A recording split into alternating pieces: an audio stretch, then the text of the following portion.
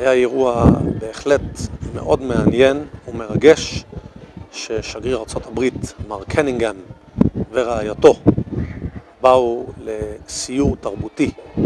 זה התחיל במאה שערים, הוא התקבל אצל הרב יוסף שלום אלישיב שליטה, שזה מקרה נדיר שהרב יוצא מגדרו לקבל שגריר, שהוא כבר היה לו יום הולדת של 99 ויאריך ימים עד 120, יצא מגדרו לקבל את שגריר ארצות הברית מר קנינגהאם אצלו הבית להבעת תודה לממשל האמריקאי.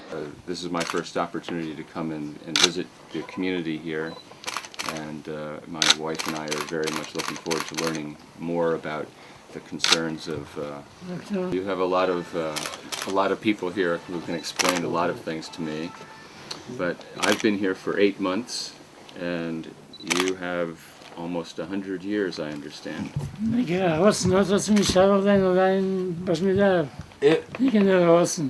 The rabbi says the main thing is the will. If you have the will to help, that's what's going to help you.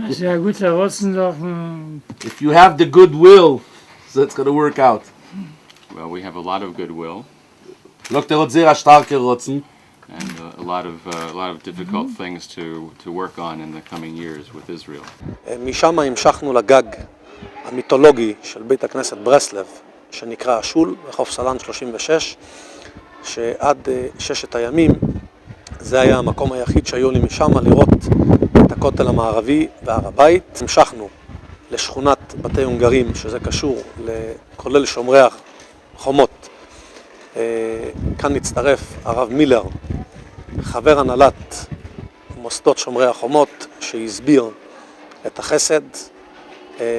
יראו גם את הבניין של ישיבת כתב סופר, שכרגע משפצים אותו ומוסיפים עליו קומות, וגם יראו את קיר השימור, שצריך להראות את כל האבנים המוספרים, איך שמורידים אותם, מעלים אותם.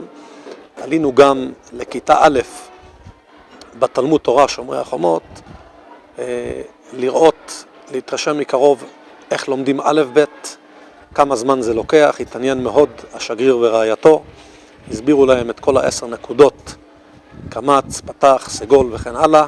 משם המשיכו למאפיית לנדנר המיתולוגית, שהופעה חלות לשבת ופתוחה לקהל רק בימי חמישי ושישי וערבי חג.